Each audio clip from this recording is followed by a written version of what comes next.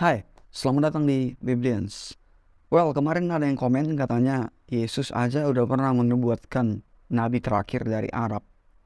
Ya, dengan kata lain Yesus aja udah pernah menubuatkan Nabi Muhammad akan datang. Jujur aku kaget dengan komenan ini ya. Aku kaget banget. Kenapa?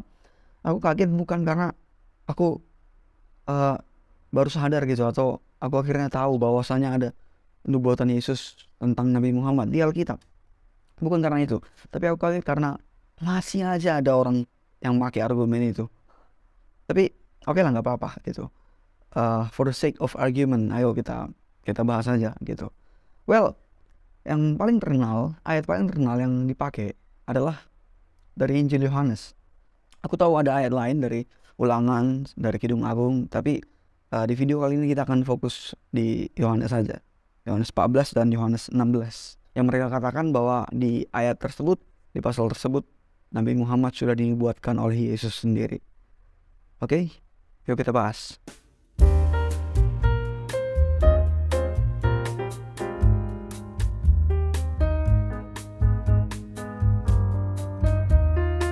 Oke, kita baca dulu ayatnya. Yohanes 14, mulai dari ayat 16. Aku akan minta kepada Bapa dan ia akan memberikan kepadamu seorang penolong yang lain, supaya ia menyertai kamu selama-lamanya. Poin utamanya di sini, penolong tersebut itu mereka katakan adalah Nabi Muhammad yang kelak akan datang. Jadi Yesus akan mengirim penolong yang lain yang dia maksud adalah Nabi Muhammad.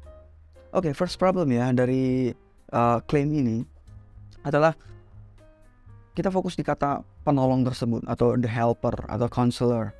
Itu dalam bahasa Yunani parakletos, P-A-R-A, parakletos, K-L-E-T-O-S. Nah, itu di semua manuskrip yang ada Yunani itu parakletos.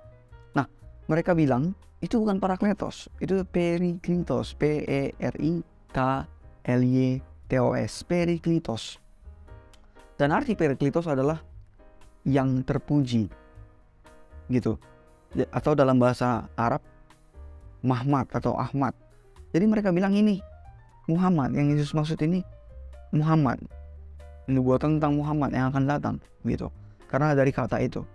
Oke, tapi dari segi kosakata ini nggak bisa diterima karena kosakata Yunani benar-benar parakletos gitu. Parakletos, nggak ada yang nulis periklitos yang terpuji. Parakletos artinya itu penolong atau penghibur, the helper atau counselor. Itu artinya. Nggak ada kosakata yang selain parakletos di dalam Alkitab bahasa Yunani atau manuskrip Yunani. Jadi itu first problemnya. Lalu klaim kedua, mereka bilang gini, ini ayat nggak mungkin soal Roh Kudus. Kenapa? Karena Yesus bilang akan mengirim. Sementara Roh Kudus sudah selalu ada.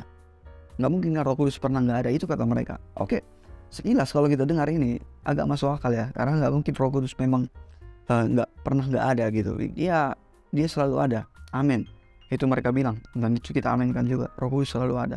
Jadi mereka bilang nggak mungkin ini soal Roh Kudus, karena Roh Kudus kan sudah ada. Oke, nggak masalah. Cuman klaim ini, tuduhan ini udah dijawab Yesus sendiri. Itu langsung dia yang jawab di cerita yang sama, di kisah yang sama. Di ayat 17, yaitu roh kebenaran, dunia tidak dapat menerima dia, sebab dunia tidak melihat dia dan tidak mengenal dia. Tetapi kamu mengenal dia, sebab ia menyertai kamu. Dan akan diam di dalam kamu. Jadi Yesus sendiri sudah menyatakan Roh Kudus memang sudah ada. Sudah bersama dengan mereka. Cuman ada pembeda di sini, di kalimat terakhir di ayat 17. Dikatakan yang pertama, sebab ia bersama kamu, menyertai kamu. Dan akan. Itu belum terjadi. Jadi Roh Kudus sudah ada, memang sudah ada. Amin, selalu ada. Tapi di momen yang akan datang ini, tak lama lagi ia akan dwelling in you, akan be in you, akan tinggal di dalam kamu. Itu pembedanya. Jadi yang Yesus maksud itu ya, karena Yesus sudah membersihkan kita dari dosa-dosa dan menjadikan tubuh kita adalah bait Allah, bait Roh Kudus, dan Roh Kudus diam di dalam kita. Itu maksudnya. Itu yang akan terjadi. Bukan Roh Kudus yang tadinya belum ada jadi akan datang, bukan. Tapi itu poinnya, Yesus sendiri yang ngomong. Itu yang Yesus maksud dengan mengirim penolong kepada kita. Nah, jadi 2 poin mereka di awal ini soal Periklitos itu nggak pernah ada. Yang benar Parakletos, penghibur, bukan Periklitos yang terpuji atau Mahmad atau Ahmad dalam bahasa Arab. Bukan itu, jadi bukan Muhammad. Dan yang kedua, bukan berarti karena Roh Kudus selalu ada dan ayat ini nggak bisa soal Roh Kudus. Enggak, Yesus sendiri yang jawab. Oke. Nah sekarang gini, oke lah, katakanlah memang ini soal Muhammad. Katakanlah for the sake of argument, katakanlah ini Muhammad demi argumentasi. Oke, Yesus berbicara soal Muhammad ini. Oke, fine. Tapi begitupun kalau kita ikuti ayat-ayat ini, maka akan banyak persoalan. Setidaknya aku akan sampaikan 10 persoalan. Ini nggak dikit loh. 10 persoalan kalau ayat ini berbicara soal Muhammad. Kita bahas, kita breakdown satu persatu. Yang pertama dari ayat 16, kembali ke ayat 16. Yesus bilang, aku akan minta kepada Bapa dan Ia akan berikan kepadamu seorang penolong yang lain. Aku akan minta kepada Bapa. Kepada siapa Yesus minta? Bapa. Oke, dalam teologi Islam, Allah itu bukan Bapa dari siapapun dan Isa itu bukan anak Allah. Jadi teologi Islam gak menerima anak Allah dan Bapa. Itu gak ada. Jadi kenapa Yesus jelas ini minta kepada Bapaknya? Kenapa yang diterima sebagai Muhammad? Teologi Islam gak menerima Bapa. Jadi ini gak masuk akal untuk diterima dalam Islam. Yesus anak Allah loh di sini. Gokil. Oke, permasalahan kedua masih di ayat 16. Aku akan minta kepada Bapa dan Ia akan memberikan kepadamu seorang Parakletos yang lain, seorang penolong yang lain. Oke. Sorry. Karena tadi katanya itu Periklitos, berarti Muhammad. Itu maksudnya Muhammad karena yang terpuji kan Ahmad toh atau Muhammad. Oke, berarti kita ganti, maaf. Pardon me. Dan Ia akan memberikan kepadamu seorang Muhammad yang lain. Muhammad yang lain. Berarti ada Muhammad pertama gitu, ada Muhammad kedua. Siapa Muhammad ini? Kan kalian sendiri yang bilang, teman-teman Islam, Muslim, bahwasanya kata penolong ini bukan Parakletos tapi Periklitos yang artinya yang terpuji atau dalam bahasa Arab Ahmad atau Muhammad. Jadi kalau kita ganti dengan kalimat dengan kosakata yang benar menurut kalian, maka dan Ia akan memberikan kepadamu seorang Muhammad yang lain. Periklitos yang lain, Muhammad yang lain. Muhammad yang lain. Ada berapa Muhammad? Ada 2, 3. Yang mana Muhammad pertama, yang mana Muhammad terakhir? Dan siapa Muhammad sebelum yang dimaksud ini? Maka dibilang Muhammad yang lain. Ini masih poin kedua, permasalahan kedua, tapi udah lucu banget gitu. Dan Ia akan memberikan Muhammad yang lain. Muhammad yang lain. Oke, lanjut. Masih di ayat 16, problem ketiga ya. Dan Ia akan memberikan kepadamu seorang Muhammad yang lain ya. Supaya Ia menyertai kamu selama-lamanya. Nabi Muhammad wafat tahun 632 Masehi, sekitar tahun segitu. Jadi gimana bisa menyertai selama-lamanya? Dia udah meninggal dan gak bangkit. Itu poinnya juga. Jadi di sini penolong itu atau oke lah, Muhammad yang lain itu akan menyertai kamu selama-lamanya. Selama-lamanya, forever and ever. Gimana bisa ini Nabi Muhammad yang datang abad ke-7 itu? Oke, itu problem ketiga. Lanjut. Sekarang dari ayat 17. Yaitu roh kebenaran. Dunia tidak dapat menerima dia. Yaitu roh kebenaran. Apakah Muhammad itu roh? Gak pernah ada satupun ayat di Alkitab yang mengatakan bahwa manusia itu roh. Ya kalau manusia punya roh iya. Tapi kalau manusia itu roh, enggak. Apakah Muhammad roh kebenaran? Itu dari ayat 17. Lalu masih di ayat 17. Problem kelima. Yaitu roh kebenaran. Dunia tidak dapat menerima dia. Sebab dunia tidak melihat dia. Problem berikutnya, dunia tidak melihat dia. Apakah Muhammad invisible, nggak kelihatan? Jadi selama dia kisah-kisah dia di dalam Al-Quran itu dia nggak kelihatan gitu. Jadi semua para sahabat Nabi Muhammad itu nggak melihat dia, hanya bercakap-cakap tapi nggak melihat dia. Apakah Nabi Muhammad nggak kelihatan? Nabi Muhammad itu daging, fisik, dia kelihatan. Dan roh itu nggak kelihatan. Makanya Yesus bilang dunia tidak melihat dia. Invisible, roh kebenaran itu invisible. Oke. Itu problemnya. Lalu lanjut lagi. tetapi kamu mengenal dia. Tetapi kamu mengenal dia. Siapa kamu? Kamu itu para murid saat itu. Apakah para murid Matius, Thomas, apakah mereka kenal Muhammad? Hah? Apakah para murid Yesus mengenal Muhammad? Nabi Muhammad kenal. Sini dibilang tetapi kamu mengenal dia. Oke, lanjut ya. Problem berikutnya, sebab ia menyertai kamu dan akan diam di dalam kamu. Emang Nabi Muhammad pernah menyertai para murid? Itu Yesus bicara sama para muridnya. Itu konteks saat itu untuk para muridnya. Jadi apakah Nabi Muhammad menyertai mereka saat itu? Atau bersama dengan mereka? Pernah. Para murid udah pada mati. Baru 600 tahun kemudian Nabi Muhammad lahir.